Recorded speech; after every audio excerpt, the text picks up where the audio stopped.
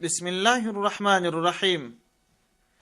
یو ورور پوښتنه کړې ده، وایي که چیرې یو ځوان او یوه ښځه په پاک نیت یو د بل رابطه سره ساتي او هیڅ غیر شرعي حرکت هم نه کوي په دې تمه چې واده سره وکړي، دغه د دې رابطه ساتل جایز دي او که یا؟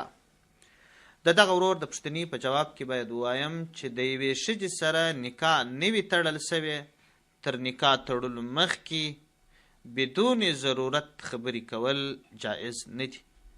ضرورت دا چې یو څوک شی رانیسي خرڅي، یو سوال و جواب راسي، یا یو شرعي مسله یې سوال و جواب راسي، یا یو سړی کور ته راسي یو حال و احوال پوښتي چې په کور کې څوک سته یا نسته، په کور کې بل څوک نه وي، ښځه د پردې تر شا ورته ووایي چې په کور کې څوک نسته. دغسې د ضرورت خبره د دې اخواته نورې خبرې کول جایز نه دي.